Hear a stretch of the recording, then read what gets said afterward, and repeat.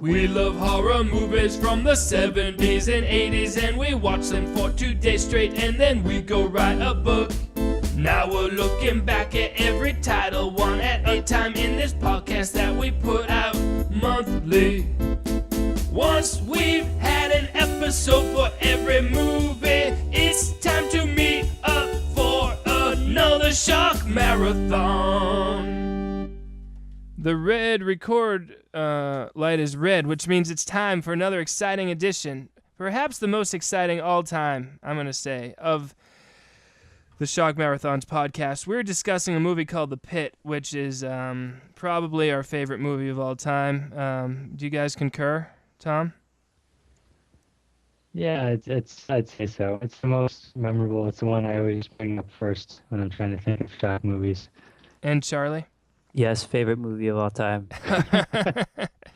All right, let's do it. The Pit is early 80s in every way, and that's what a major reason why we love it. It's 1981, Charlie? Yeah, I think that's what's on the video. And I it's think. beautiful. It's 1981 is a prime year in the history of low budget horror. So the movie begins, and we have to discuss this. This movie, the opening scene is a flash forward and that has a flashback within it and is completely unnecessary. Right, Charlie? Yeah, and it's super sudden too. I mean, when I put in I watched it on VHS. You put it in, all of a sudden it's just like, bam, a close-up of a clown piñata or something with a weird audio cut, and then you're at this party, which we come to find out, yes, is what you said. So you find out later in the movie that all they did was they took an exciting scene from the middle of the movie, and just to liven things up, they just copied it and pasted it at the beginning, pre-credits. There's no point to this. Like, in the terms of narrative and storytelling, it's wrong in every way. Yes. I think once the distributors or whatever saw and heard that opening credits scene, We need some horror. We need some horror at the beginning. There's like a station wagon driving. It's really calm. And yeah, I think that's what they said. We need some action, someone dying, something that seems like a night scene with people in costumes. We're trying to sell a horror movie here. Yeah. So that's the situation. Listeners, what's happened is Lew Lehman made a movie that started off like an after-school special, and the producers who were selling it, they didn't care that there were major after-school special elements in it. They just didn't want it to start that way. So they just broke every rule of storytelling and very atrociously cut out a scene where the end of the scene has dramatic music that just stops, and you almost think they did it on purpose. Yeah, usually when they have one of these flash forward or flashback things, when you see it again, you see it from a different point of view or new information is revealed. But no. So here we go, folks. It starts with, like we said, it's at a Halloween party, and Jamie, one of the greatest characters in the history of film, he's dressed up as a ghost, and he approaches Freddie Phelps. And just as he approaches him, then there's the flashback to the time that Freddie punched Jamie in the face at school. And Jamie wants to discuss something with Freddie in private.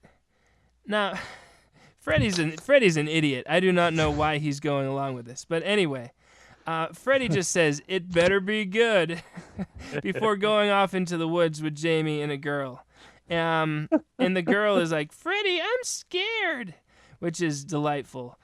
So they're off in the woods. It's some kind of like children's Halloween party, I guess, that's going on, right, Tom? I guess so, yeah, but it seems pretty late for some of the kids there. It does seem late. It's a wild, like, 4th grade. What? I don't know what grade. What's Jamie supposed to be? 12, I guess? So 5th, 6th grade. Charlie? It's funny that their partying makes them seem older, but the way they act is younger. That's a very good consistently point. Throughout the movie. Yes. Because Freddie Phelps, he gets tricked by Jamie saying, "I have a surprise for you. It's over here." You could only once a kid reaches past 4. I don't know if that works. I haven't researched it, but Very good point. So Yeah. Jamie says that there's a bag of loot that he found in the woods, and for some reason Jamie can't use it. And Freddie wants clarification, Charlie. So what does he say? like jewels and stuff. Yes, jewels and stuff. And listeners, when you hear Freddie Phelps ask about jewels and stuff, you just stand up and start cheering because it's so good. No one in the history of the world has ever watched that and not reacted in some visceral way.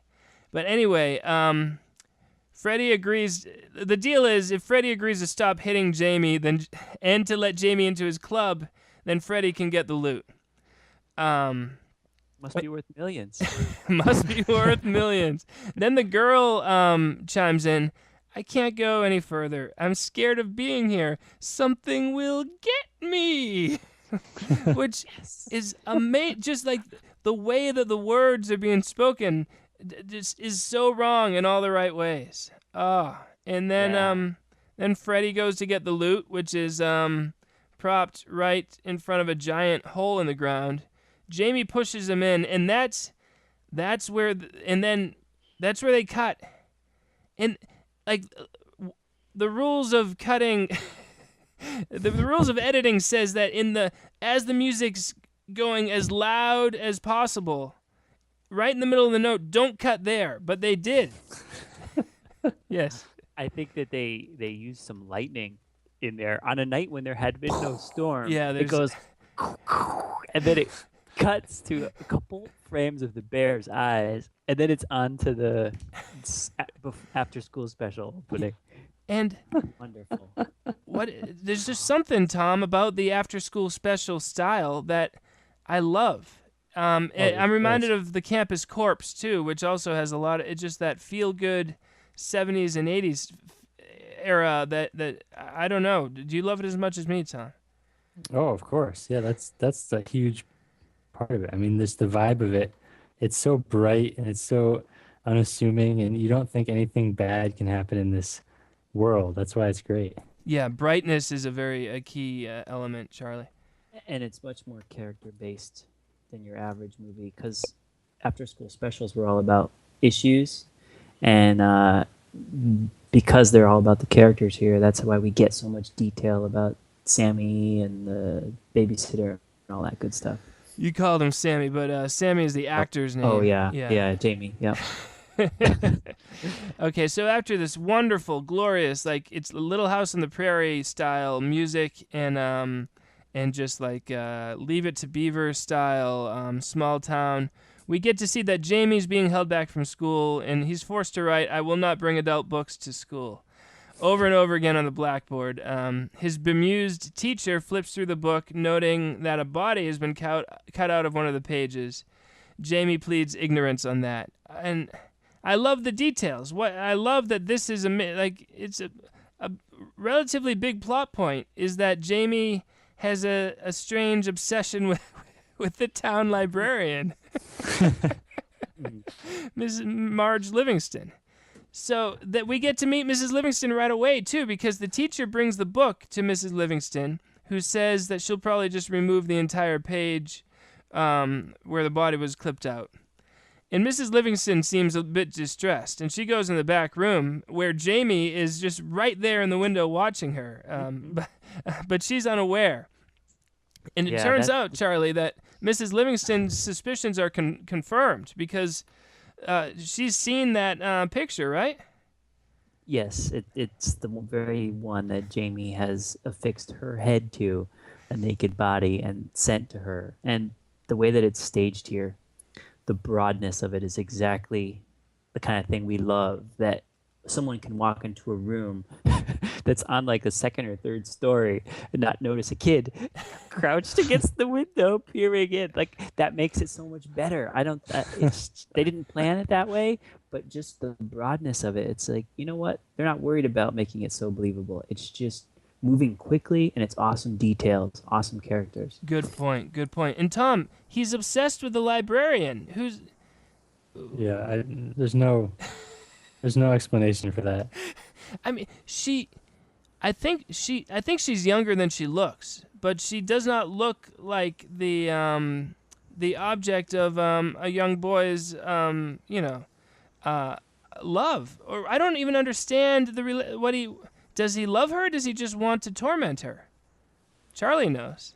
There's a chance it's so there's a chance it's so sophisticated that no one knows. Okay. And she plays it kind of close to the vest, you know. It's like she's upset by the boy, but she doesn't want to unleash the full powers of getting him in trouble either. She knows he's very awkward and behaving badly, but she doesn't go so far as to say he's crazy. So it's a little bit nuanced there. In actuality, I'm not joking. Sorry. So Jamie's obsessed with the librarian, but he can't watch anymore because the maintenance man shoos him away, which is great. He's like, "Hey kid, get out of there." Love that part. So now we're back at Jamie's house where Sandy's being interviewed by Jamie's mom. And here we get to see Freddie, the flashback again to Freddie Phelps punching him in the face, which is, do we end up seeing that 3 times, Charlie, or just 2? They don't flash back again to it when they replay the party scene, do they? I can't remember exactly. They might. That would be awesome. Yeah. So Jamie's mom warns that Jamie might develop a crush on Sandy. And then we get another flashback to Jamie admiring Abigail's bike, and she calls him a funny person. I kind of feel bad for Jamie. Tom, tell us about Abigail. Yeah, she's kind of the obnoxious neighborhood girl, but I think she's extra mean to Jamie for some reason, as he really doesn't, from what we see initially, he doesn't really do anything bad to her. He just kind of wants to hang out, wants to try her bike, right? He wants to he just wants to be friends with her, be friends with her, yeah. And he doesn't do anything really creepy or weird to her at all initially, and then she just reacts, in a very mean way and just makes him feel bad. I mean, it's unwise when dealing with someone that's unstable. Look, Jamie is in the wrong a lot of the times, but also people are a little tough on him, tougher than they should be. For instance, the old lady in the wheelchair who commiserates with her friend about how Jamie might one day grow up to be one of those hippies, which is another great moment. And the music, I think Twinkle Twinkle Little Star is riffed upon at times in the soundtrack. It's like the music is so much commenting, and in the most obtrusive way on all the action. Yep, and sometimes repetitively so. Like one scene after the first time it hits you over the head, and then they do the same scene again, and they do it again. Yeah, and like whenever the football playing boyfriend is on the scene, it's like that. It's like a college fight song. It's great. Awesome. So now Jamie's dad shows up for the interview and warns Sandy more about Jamie, telling her how Jamie was spotted swinging around naked in the trees wearing nothing but a Superman cape or something. Which, everything has like an or something attached to it in this movie. Do you know what I mean? Kind of like the phrases they say. It's always he's gonna be some kind of hippie, or maybe he wants to be some kind of animal, or some kind of veterinarian. It's a funny little quirk in the script, which I like. Yeah, but it's like people don't have the time to be precise about anything. I don't know why. But even with Jamie, like no one has time to even know what his weirdnesses are. People just kind of have written him off as being weird. Just vaguely so, he's yeah. just weird. And then they pile all this stuff on him that's not actually true. Okay, so the parents are going to Seattle to look at new houses, which is why Jamie has to stay back with Sandy. All 4 of them, before the parents leave, all 4 of them have dinner. Jamie stares at each of them chewing their food, and we get to know what it's like to be Jamie with the close-ups. Charlie. Yeah, those are like hyper real, extreme close-ups, and it seems like they're trying to get at something there. and they decided also to only get at it in this one scene and never pursue it again. But it's almost as if he has a condition like where he's obsessed with or grossed out by small details, or can pick up on the slightest sounds, and it obsesses over them. Some kind of OCD, or I don't know, something like that. But quickly they get away from it, and he drops his napkin under the table and looks at his new babysitter's legs. So it's barely touched upon, just enough to confuse you. Yeah, which is good. And from what we know, Tom, the original script had a lot more, delved deeper into the psychology of Jamie, right? I don't remember that. Okay, well, from what I've heard in interviews from the scriptwriter was that he was serious about this, and then the director got a hold of it and was like, "All right, I'm taking over. We got to make this more fun." That's usually makes for the best movies. When that's the case. For someone to earnestly write a script and then for someone to crassly commercialize it. That's what we want. And then the producers to re-edit it. Yes. So he's watching them chew their food, and then he drops a napkin on purpose so he can go under the table and look at Sandy's underwear. Dad figures out what's going on and stops him. But while he's down there, Sandy, I don't know, for the sake of, is it for the sake of Jamie or for the sake of the camera, she seems to adjust her legs in exactly the right way that he can see. That was just for the sake of the camera, I'm hoping, right, Charlie? I'm going with camera there. Because Sandy wouldn't do that. All right, so anyway, the parents leave. It's just Jamie and Sandy. And Jamie tries to make some small talk with her, almost telling her what he had to write on the board, but correcting himself last minute, saying, she's like, "What did you have to write?" "Oh, just to not to crack my knuckles during class," which is awesome. This kid's performance is amazing. Oh, his name is Sammy Snyders, and I've heard he lives in Canada, and we should track him down. He's great. I mean, this is his masterpiece. He also played Huck Finn in a made-for-TV movie, I'm told. Anyway. Who's telling you these things? I've done a lot of research. People on the street. Then he gets creepy, and he's like, "How old is your boyfriend?" And then she drops a knife, and Jamie says, "I'll get it." But Sandy gets it. Jamie gets mad, and what does Sandy tell Jamie, Tom? Women can do things like this by themselves nowadays. Yeah, exactly. Women nowadays can do things for themselves. Yeah, that's it. It's just like one line does not connect with the next. In this conversation, that is not the response, Charlie, to that situation. I mean, already the movie's going super fast in a nice way. With they're meeting each other, they're talking. And then the tonal changes. It jumps from really creepy and then happy to all of a sudden like suspenseful and threatening. And then an odd social comment about gender roles. And all of that's in 30 seconds. And I'm like, wait, what does that mean? What are women doing nowadays? And what is Jamie's actual intention here? And it's great. But yeah, hooray for this movie, because they just gave us jam-packed entertainment with so many different tones in 30 seconds, and that's the way to do it. Forget about subtlety. Let's just go quick. Let's get a little bit of inquisitiveness, creepiness, sinisterness, and then commentary, and then we're out. Wow, that is impressive. So Jamie runs upstairs to talk with his teddy bear, and they agree that Sandy is just what they've been waiting for. In the bear's voice, without any lips moving, but the bear's voice is really Jamie's processed a little bit. With a little reverb. So yeah, every time the bear speaks, it's Jamie speaking with reverb. So now we find out that Abigail is Mrs. Livingston's niece. This is a very tight-knit group of characters. And they do aerobics together and discuss how Jamie is crazy. He's distressing says Mrs. Livingston. That's what I thought, says Abigail. They're all that way. Charlie. The scene would have been good if they'd just been having this great conversation.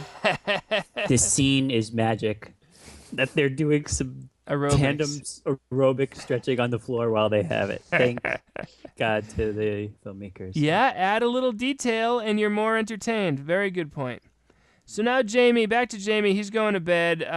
He fails to get Sandy to read to him. So he and Teddy concoct a plan. Now, we should just note, literally, he's speaking with the bear who's speaking back to him, this lifeless teddy bear, and we get to hear their conversations. It's, well, lifeless for now, we should say. Mm-hmm. They wait until Sandy is half undressed for a shower and then call for her to bring some water so that they can see her nude profile through her nightie in the light. And, a creepy kid is always entertaining. And, another great little scene. Yes. I think the fact that he's a little older somehow makes it slightly better than the more recent trend. I think the creepy kids are a little bit younger. Yeah. I don't know. And his performance is magic. So this is what I've also read, is that it was written for a younger kid too, and it just changed everything. From the writer's point of view, it changed everything in the wrong way, but from our point of view, it's all in the right way. This is so much better to see and like he's a bit of an overgrown 12-year-old acting like a 7-year-old. That's what we want. Okay, so then Sandy gets a call from her college football boyfriend, and we see a quick shot of the typical hallway of a dorm, which is awesome. Tom, do you remember this? Just like all the guys like running around and having fun in the hallway. Yeah, it's everything you could think of happens in college. Yeah, it's every cliche. All right behind them. Every college cliche. And again, it's a situation where it could have just been a guy on a phone, but they bothered to get all these other. They're like, all right, act like college kids and go. And then it's just, Charlie. Oh, I'm sorry, but before you move on, you got to comment about her line. That yeah. Okay, good. So keep going. Sorry. So we're on the boys' side, the boyfriend's side of the conversation, and he says, "Oh, one more thing before I forget," and then we cut to Sandy listening, and then she finishes hearing what he says and says, "Oh, you've got a sexy voice too," and it's just the weirdest. Like what? What? Again, it's another moment where you just start cheering, just like Jules and stuff at the beginning. Unbelievable. Every scene has these standing ovation moments. I'm pretty sure when she's talking to him, she says, talking about how creepy he is, Sandy says, instead of sitting him, I've got to make sure I'm not sleeping him. Yeah, I'm pretty sure. Does not make sense. That no phrase... one has ever said that. Yeah, it's wonderful. They're coining phrases this movie. They're pushing the bar to rewrite the way we speak. It's great. What does that even mean? Yeah, I have no idea what that means. Yep. Okay, so Jamie and Teddy are upstairs, and they are not happy about this boyfriend situation. Jamie wants to tell her about the trogs. Teddy says that maybe let's wait on that, Jamie. So the next morning, Sandy awakens to find Jamie watching her sleep, and we get a little nudity out of it's a close up of a nipple it's outrageously, it's like a telescopic close up of the poor woman's nipple.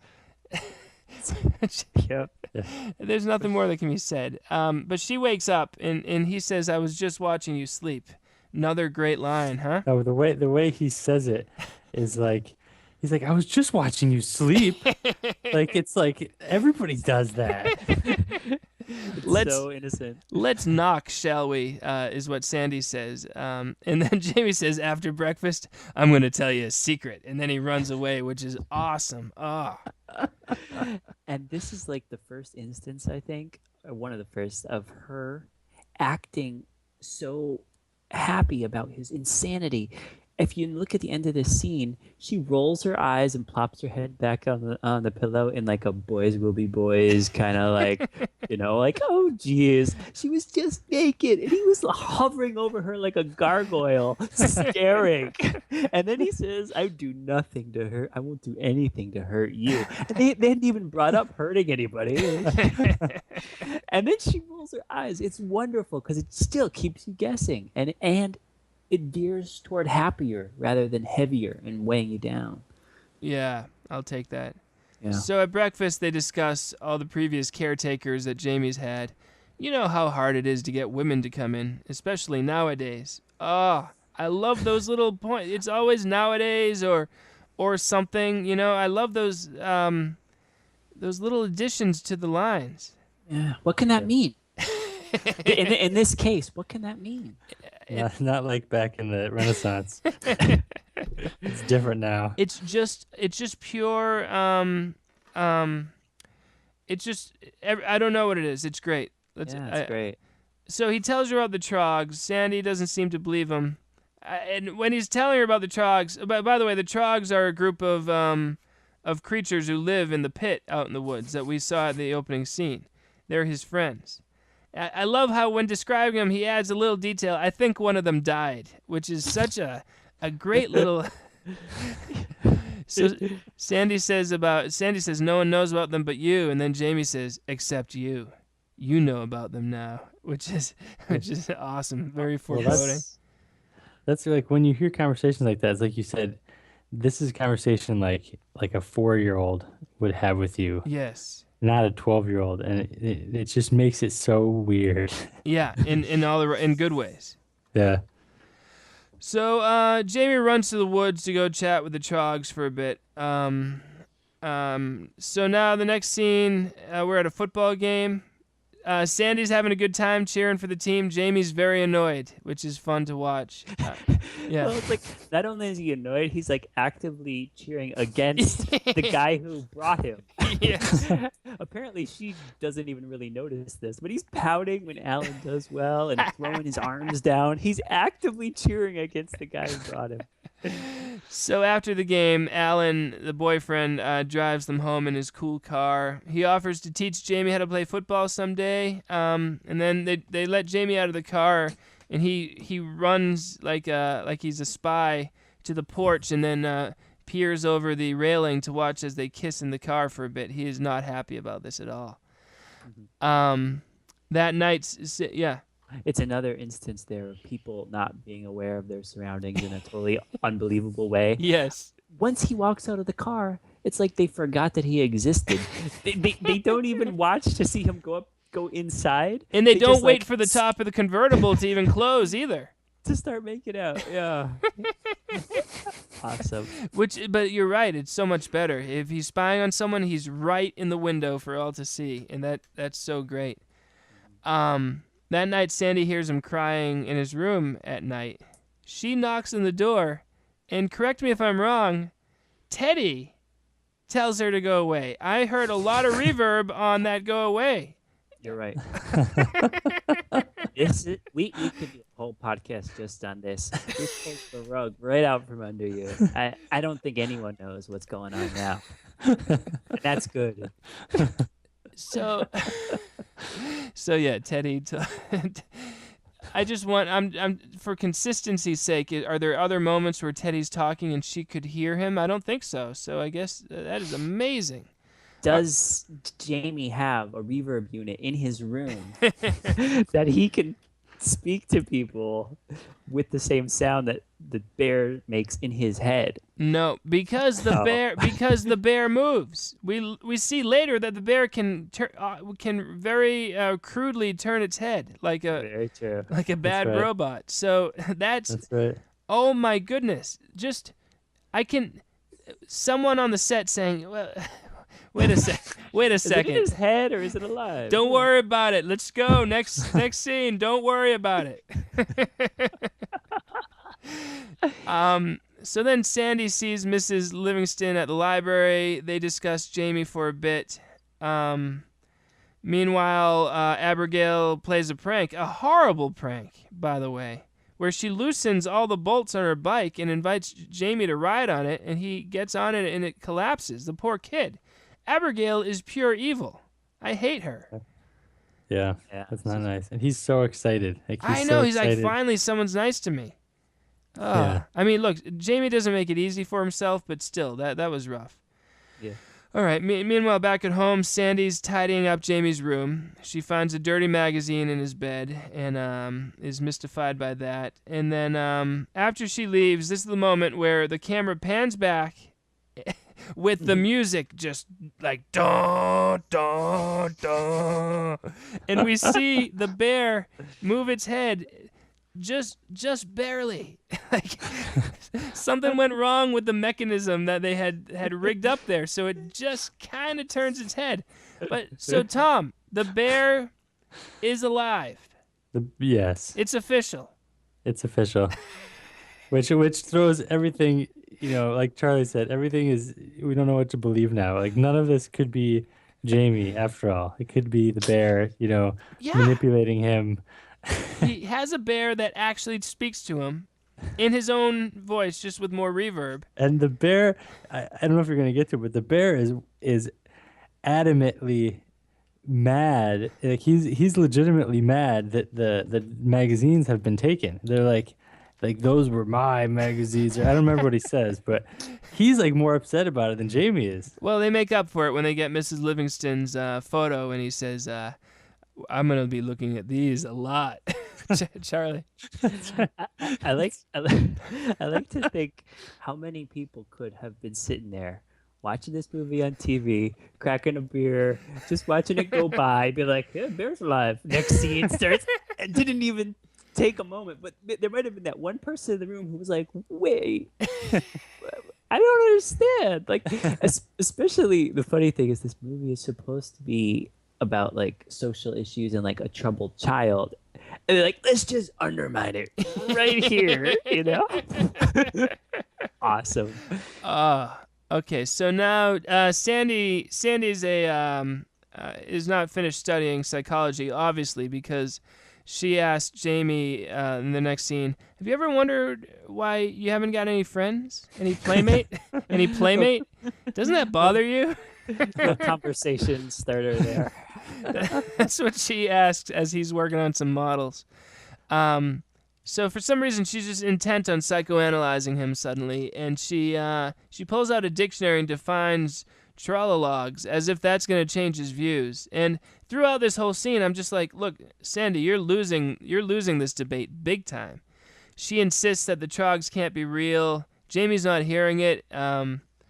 She says they're myths, and he said, but they're sitting down there, and they're looking up at me, and myths don't do that, Jamie counters. Fight over. Wow. You can't argue with him. He's right. He's absolutely right. She's an idiot. But they can't, because, Tom, it's not only bedtime. What? Oh, it's bath time as well. That's right. She says, it's bedtime and bath time as well. Let's go. And he says, will you wash my back? And there's like this moment where she's like, dude, take it easy. And then he's like, well, I'll be all covered up with suds. And she says, all right, as long as you stay under those suds, which is just crazy. That's horrible. That's like a little sitcom laugh Yes, that they yeah, I know, yeah. They smile and share a moment. It's like, you've already been so weirded out by this kid. It's as if none of the scenes have happened yet. So then, as she's washing his back, he unsubtly talks about how he's in love with an older woman. She thinks that's beautiful, but insists that he'll no longer be interested when he's older. And then he says, do you know why my mother washes me so much? Is she really trying to make me clean? It's funny. I don't always feel dirty. Do you like washing me? Oh, man. So weird. Why not? Why not throw that in there? Why not? That has almost nothing. That has nothing to even. That storyline that they're bringing up there would have nothing to do with his perceived, like, or probably, I don't really know, but nothing to do with the other problems that they've been talking about. Yeah. Like, oh, so crazy. But it's wonderful. It's in great. there. Throw it in there. Why not throw it in pot. there? Oh. Keeps us guessing. Okay, But so the only thing yeah. it's another thing of the world putting more on him than he probably deserves, and treating him like his mother is like always trying to clean him up or something because maybe she thinks he's crazy, but it's actually, he's friends with trogs and his bear's alive. It's not really all him. Yeah, you're right. I mean, given his circumstances, Jamie's come out pretty well, He has an actual living bear. It talks to him. Who makes him do things that he doesn't necessarily want to. I know. It's weird. It's so weird. And has the best interests of some creatures who live in the woods at the forefront of his mind, this bear. So it turns out that Sandy is friends with Jamie's teacher. They go for a jog together and discuss how weird he is, which is fun. Meanwhile, he tries to feed. Earlier in the he says to Sandy, "What do you think they eat?" And Sandy's like, "I don't know, chocolate bars." So he tries to feed chocolate bars to the trogs, but they're not into it. And then we go back to the park where the ladies are running, and the teacher says, "Little boys always grow into men. Just ask Margaret Livingston." like it's just common knowledge that Marge Livingston is dealing with Jamie harassing her, I guess. I guess. The town's talking. Yeah, the town's talking. Yes. I love this light 80s jog that they do. It's so fake, and it has a lot of Play Dead feel when those two guys go jogging. Yeah. Play Dead. Yeah. Great call. Yeah. So at the library, Mrs. Livingston asks a girl what books Jamie was just looking at. And the girl says painting, drawing, and animal husbandry. And then she adds, maybe he wants to be some kind of a veterinarian. Oh. Yes. Yes. Okay, I don't even know. Like, first off, we didn't need the scene. I don't know why we need that scene anyway. But I guess, I don't know, just to show that Livingston's a little paranoid about Jamie. But what a great detail to add in the script right there to give that girl that line. Oh, so unnecessary, so wonderfully unnecessary. All right, so then Jamie goes to the butcher for some meat to feed the trogs. That's a lot of meat, the butcher says. And Jamie says, well, it's for 5 people, which is awesome. And the trogs like the meat, so we figured out what they like to eat. Then Sandy's in the shower. Jamie sneaks in and writes, I love you in the mirror with lipstick. Then he runs to his room and waits with Teddy. Sandy storms in wearing nothing but a towel. She's furious about what's happened. And he says, Sandy, before you go, will you leave a picture of you? A photograph? Yes. I love that. They always have double talk. They double talk. They take a word that everyone knows, and then in the script they have them add a synonym just in case. You know what I was thinking too, like with that little girl who says animal husbandry. Even the basically extra type characters have lines that are quotable in this movie. That line is one of my favorite. He wants to be some kind of a veterinarian. It's great. And she's just in it for 5 seconds. I know. It's a great scene. You could show someone that scene and they would love it. So anyway, after requesting the picture, photograph, Sandy says, just leave me alone, which is, I understand she's upset, but I mean, she's not too, she's got to take more psychology classes, I think. But anyway. She should have locked the door, too, when she took her shower. So next day, Jamie steals some money from Sandy's pocketbook while she's watering a bush for forever. He goes to the butcher, gets more meat. The trogs love the meat, but now they're out of money. And Teddy suggests they go ahead with the plan regarding Mrs. Livingston, which I guess is a plan to get money from her. This plan. What a plan. Either a plan to get money and or photos, or just the photos. Or Teddy's like, all right. Really, might be that. Teddy's like, forget feeding the trogs for a bit. We need nude shots because we lost the art book and we lost the nude magazines. So this plan, suddenly this ridiculous plan they have involves tricking Mrs. Livingston into believing that Abigail has been kidnapped. And she'll only be spared if she flashes the kidnappers through the window of her house.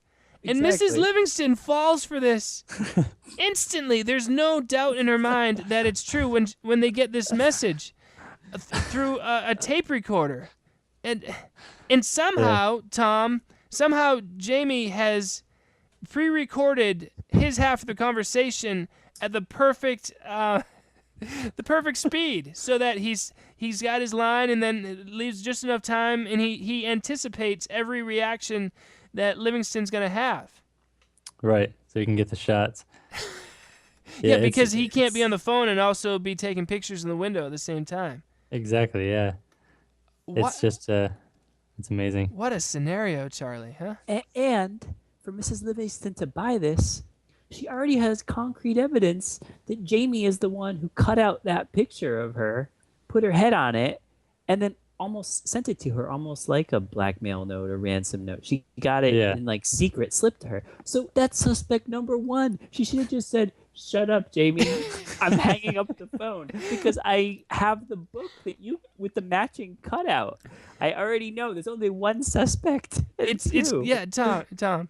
Well, you might just be about to say it, but it's the same thing with the Frankie or whatever at the beginning, you know? Like the adults or older people they're so gullible. They have no conception of like to go, oh, well, there must be jewels in a bag in the middle of the woods somewhere. Yeah, because people don't lie. Lying is not a thing. So if you say you kidnapped Abigail, it must be true. So she does. She takes her top off in the window, and Jamie is able to snap a photo.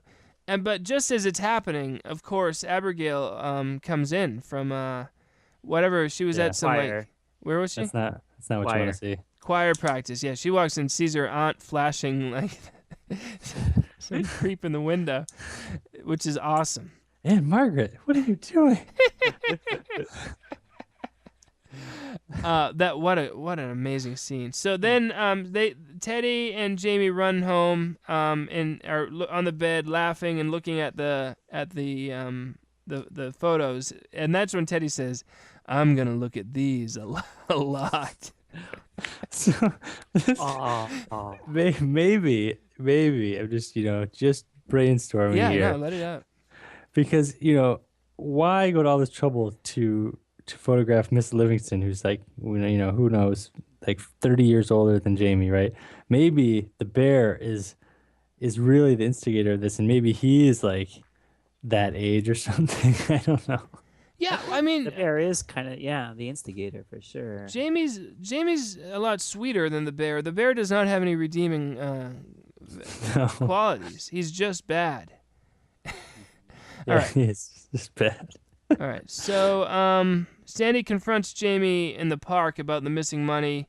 He runs off in a huff, and it goes super duper after school special style right there as he's running through the park. Da da da da da da da da da. I love it. He picks her some flowers as a peace offering. Scene over. Back at home, Jamie picks up the line to hear Sandy asking her boyfriend to come talk with Jamie. We see Jamie trying to steal. Next scene, he's trying to steal like this huge like cow carcass, from a truck before he's shooed away by some like shocked guy, truck driver. Like, get out of here! Don't steal this cow carcass.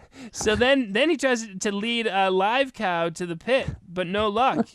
Then he has a little speech to the cow about how, I didn't want to have to kill you anyway, cow.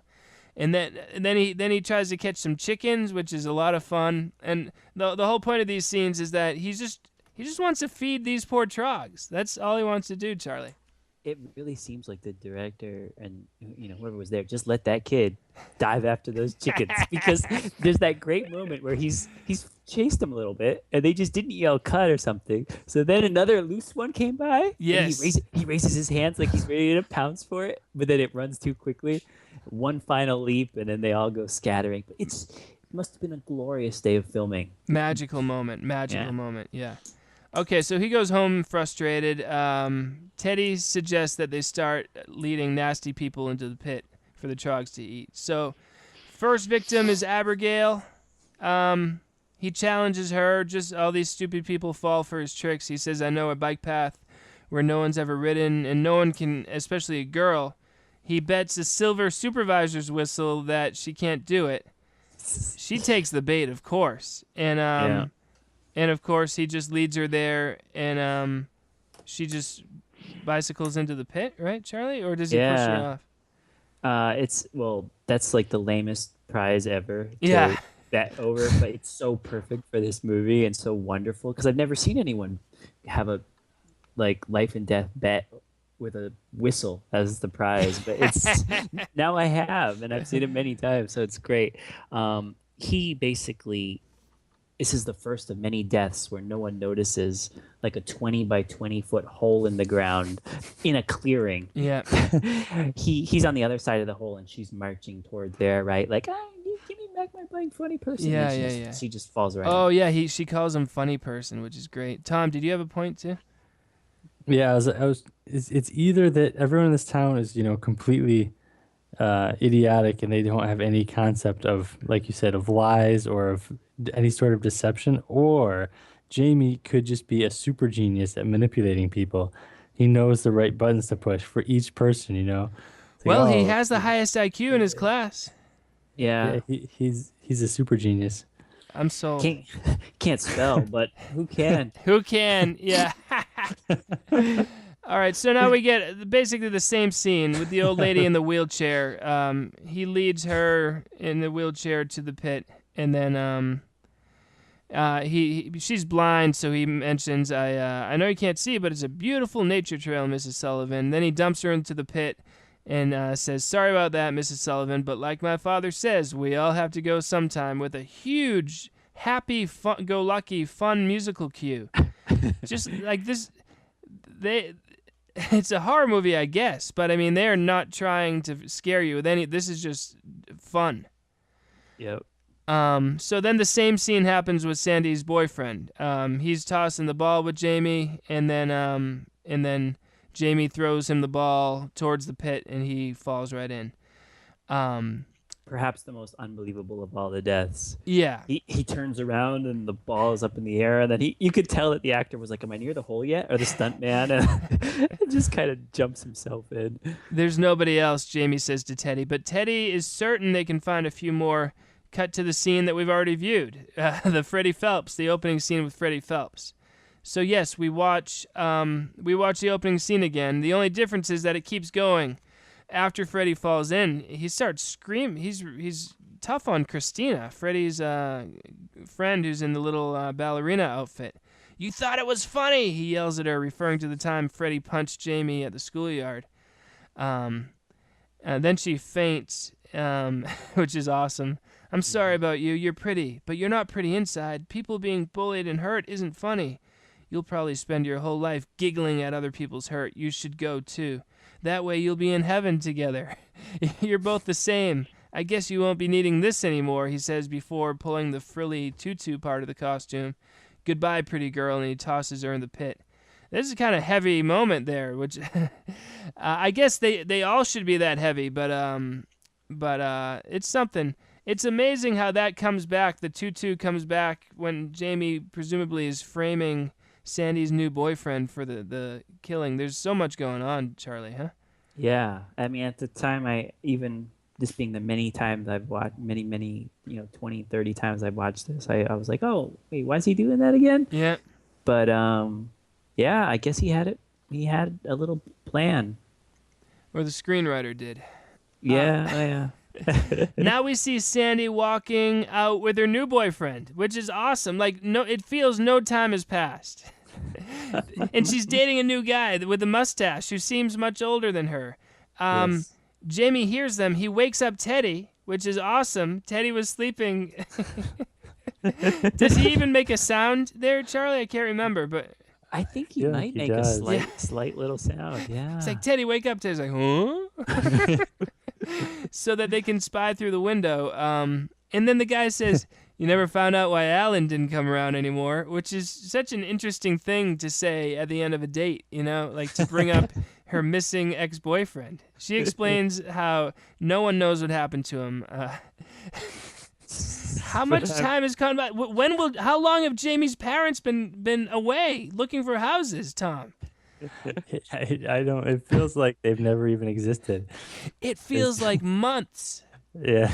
I mean, let's not even get into it. And how long would it have been for them to not worry about Alan? He'd call up all the friends, and he's on the football team, like not showing up for games.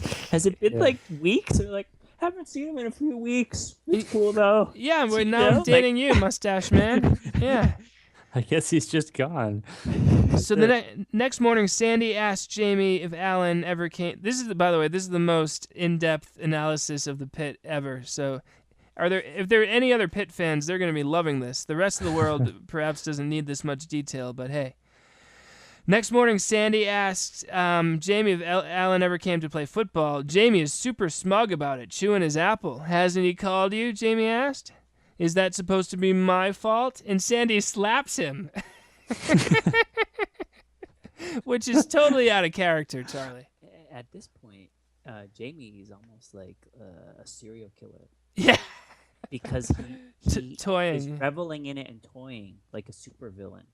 Yeah. It's interesting. But when you watch it here, you could see, he's really enjoying it. And Sammy Snyders does a nice job. Abigail's missing. So is Miss Sullivan, aren't they? And Freddie and Christina, they don't eat chocolate bars.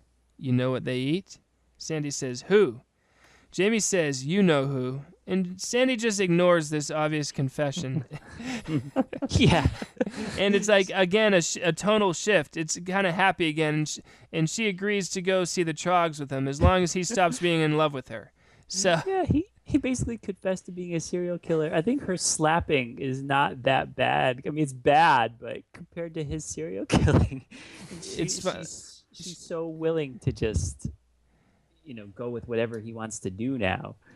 So they make it out there, and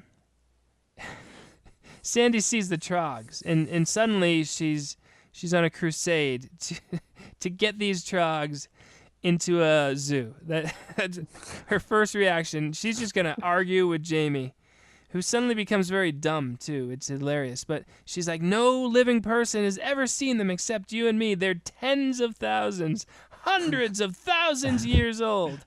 As Jamie's stupidly tossing sticks into the hole, which is great. They're not that old, Jamie points out. Not these particular ones. Exactly. And here she does it again. Their race. Their species. Oh, says Jamie before tossing more sticks in the hole. She's totally frantic that they just need to. She's like, Jamie, we must tell the paleontologist now. And then she says, I hate to say it to you, babe, which is awesome that she calls him babe. That's so weird. I think she's sweet-talking him for science reasons. But, okay, Sandy, just say, wow, you're right, the Trogs are real, and then leave with him, and then call the authorities. You don't have to convince the kid now. It's hilarious. Yeah. And she says, the only reason... Oh, Tom. And, how does she not make any connection with what he was saying before? Like, that he's been feeding people to them. She's like, wow, we got to preserve these creatures.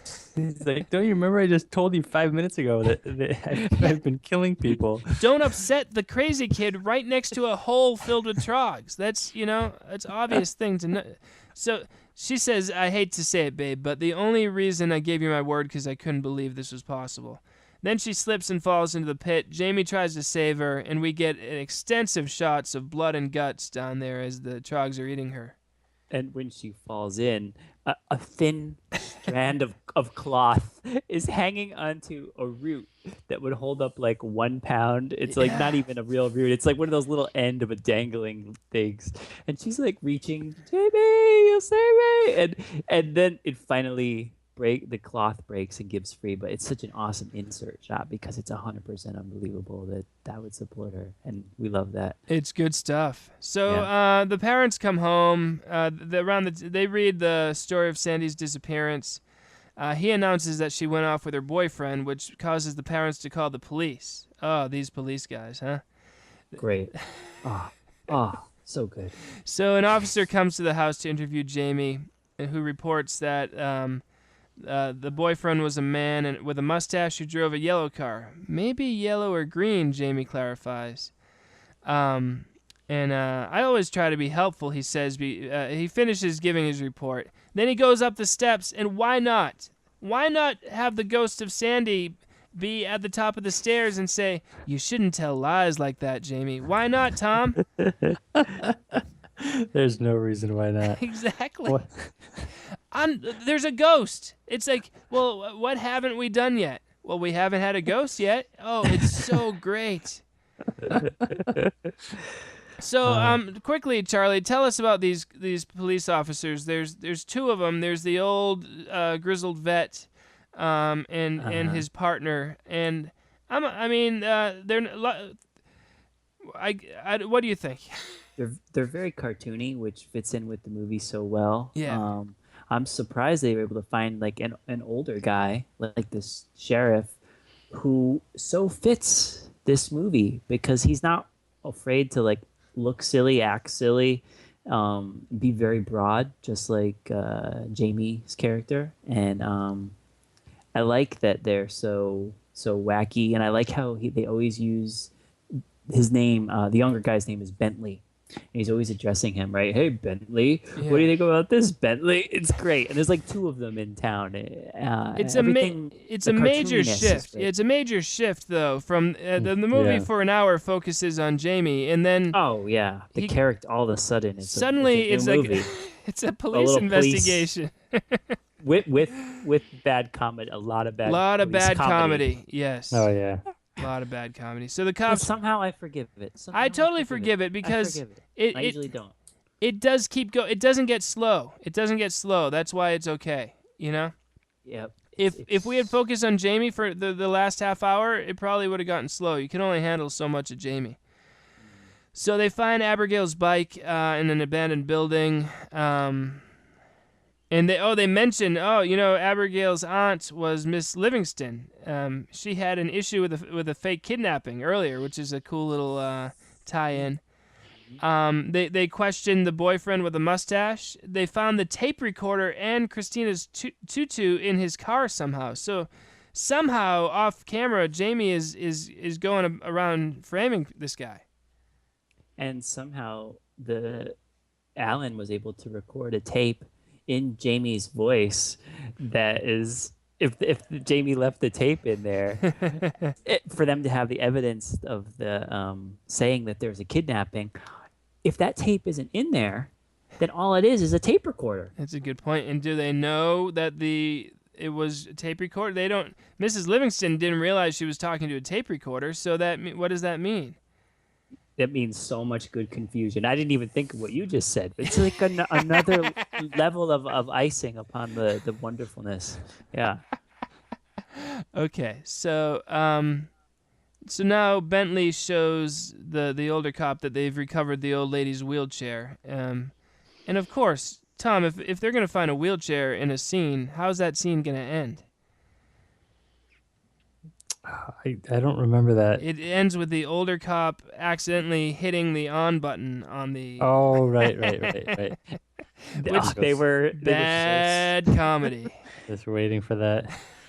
Well, they were so setting it up, too, because they knew they couldn't do the scene really quickly by having him just, like, sit and hit go, because it would have been too quick to be a scene, almost. So he's just like, hey, Bentley, what's up with this town? All these people are going missing. Why not other people go missing? What's up with this wheelchair? And it's almost, he might have been even making that up, because it's so much nothing that he's saying. Yeah, unbelievable. So That's then right. Jamie frees the Trogs, because he can't think of any other bad people to feed to them. And as he's doing it, Sandy's ghost pops up and says, Jamie, do you know what you've done? And the Trogs, turns out, are very good with ropes, and they swiftly climb out of the hole in such a way that I feel they could have grabbed those roots and climbed out anytime they felt like it. Yeah. In the previous 100,000 years.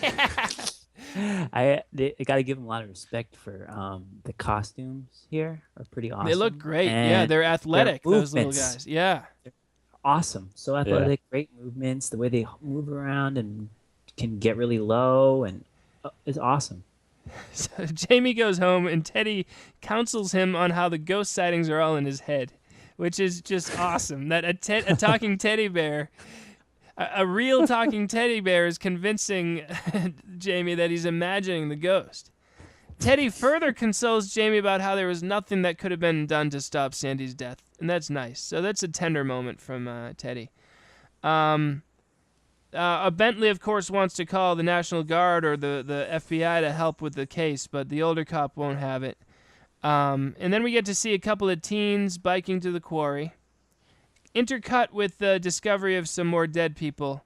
Just a lot going on here. Just this introduction of these teens, who I'm told the female is the daughter of the director. Did I read that somewhere? Okay. That's what I've read. I've read a lot in this movie. Yeah, there's not a lot out there, but you've read it. Well, it adds a new dimension to this scene because she goes topless, which is just an interesting choice if that's the case. But anyway, she says, "You want to go skinny dipping?" And he says, "Nah, I'm tired," which is awesome. We love that. Unbelievable. Yeah. It's amazing how it happens. It happens all the time. Yeah, it's a running theme in horror movies. It's very strange. Yeah. And he's so tired that he decides to lie down, put a radio on full blast next to his ear. With generic hard rock blasting. Generic hard rock, and then lie down with his ear right next to it and try to go to sleep. I got a very Laser Blast kind of feel right around this part of the movie. I haven't seen it, but I'll take your word for it. Okay. So meanwhile, they're still discovering more bodies, and a guy describes the trogs and mispronounces orangutan in the statement. You remember that, Charlie? Yeah, it's a little mispronunciation comedy. Good time. So then we see that really quick bikini top removal before a trog grabs the girl, and then the boyfriend's ambushed by the other trog. And we could just trog vision is fun, by the way. Trogs see everything through like a red a red lens, I guess. Filter? Yeah. A red filter. Yeah, it's good stuff. Okay. So now, what else do we need in this movie? We need a militia to be formed. We don't need to see Jamie anymore. Yeah, the lead. Who needs the lead character? Enough with that. Let's get some hunters, some extras who are awkward on camera, and form a makeshift militia.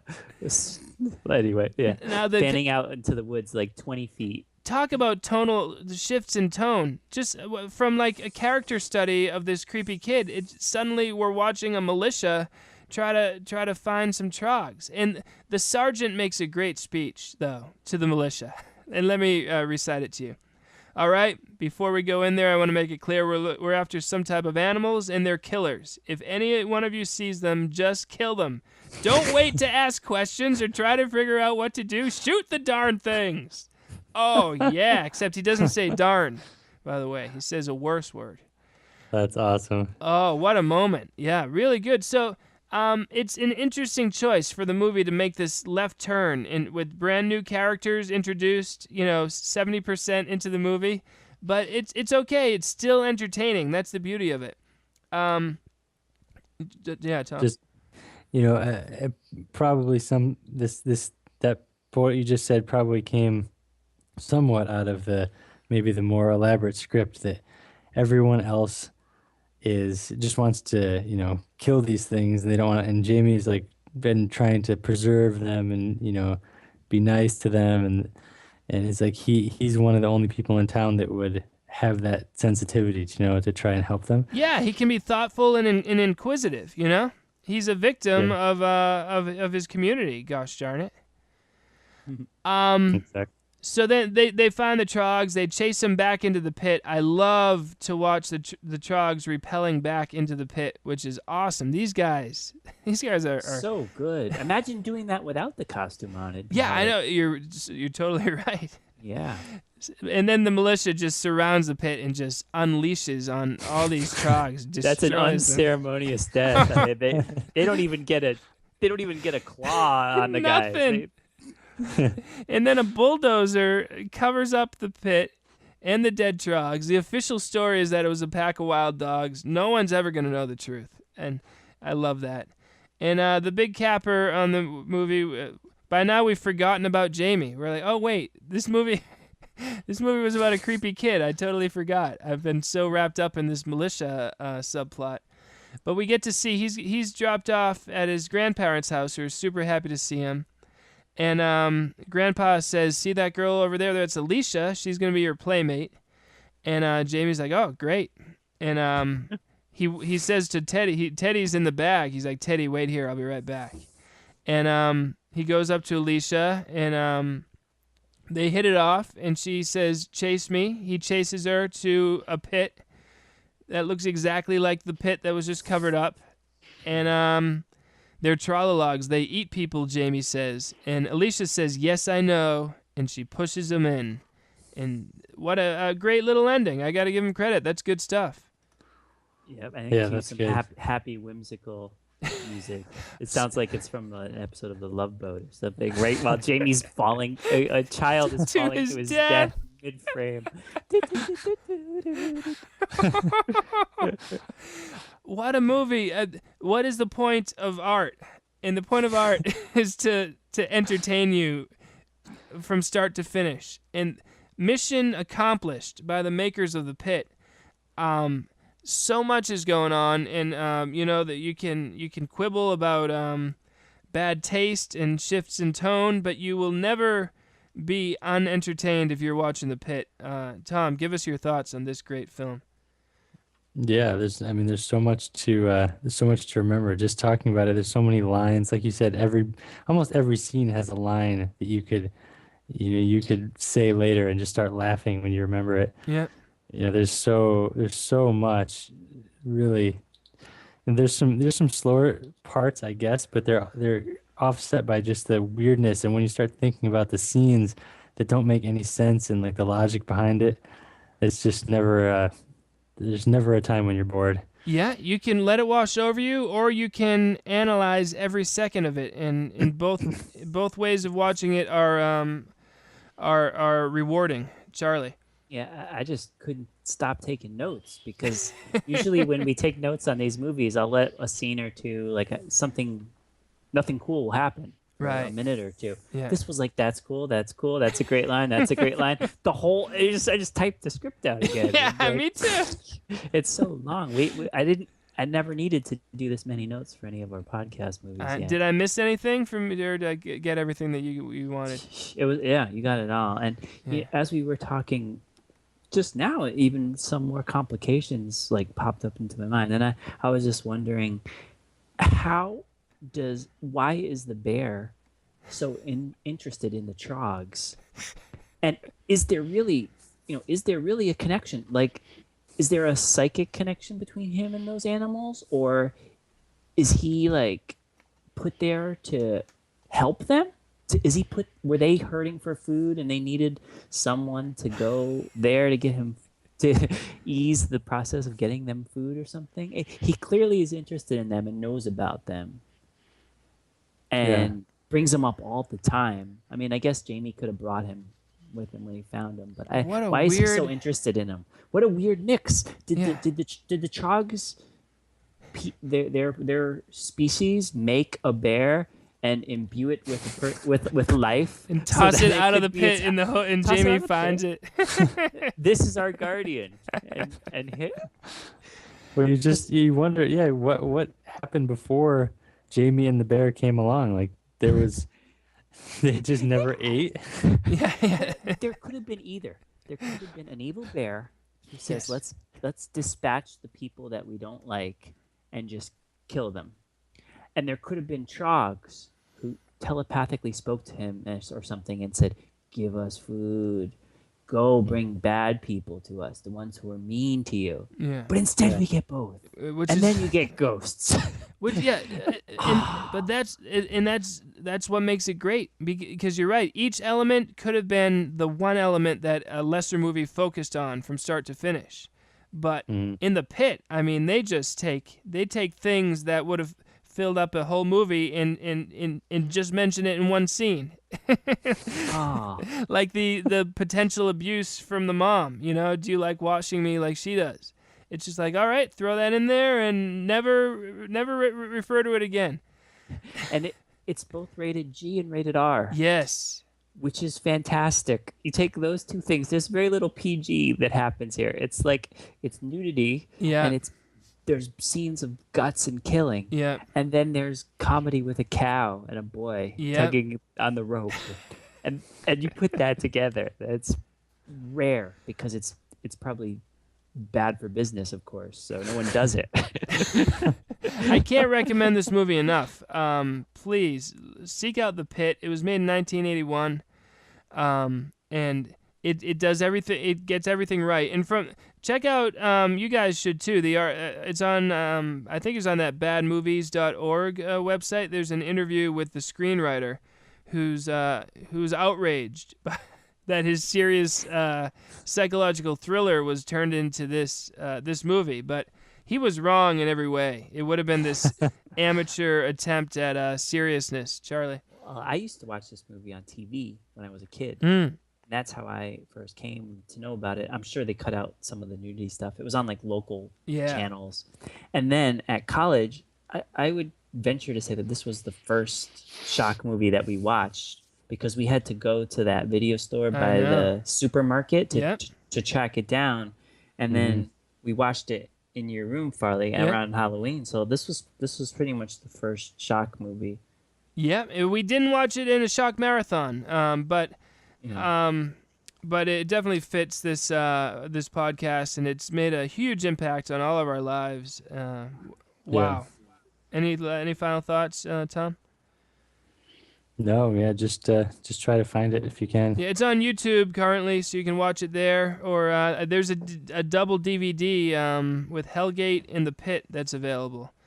But oh yeah, I have that. Yeah, it's beautiful. It looks so good. The DVD version, it's so clean. It's well done. It's done, but it has a TV quality, and we love TV movies and much for their professionalism. You can hear all the lines. The sound is good. It's bright. There's no major technical errors. Just and I would to be a fly on the wall on the set. Like, were they giggling while they were doing it, or were they just like workmanlike, or what? Yeah, it looks good, but it's not too glossy. Oh yeah, not glossy at all. Right. The locations are I mean, just the way that the trees look, the way that the field that Jamie walks through looks, everything. The park where he runs with the babysitter. It looks just like you want a casual horror movie that you're watching on a weekend in October to look. And I love the feel that you get from that, and the soft music. The score goes a long way here to making this one of the all-time champs. All right, well, this is our longest episode ever, but it's worth it, folks. And The Pit is great. For Tom and Charlie, this is Matt saying see you next time.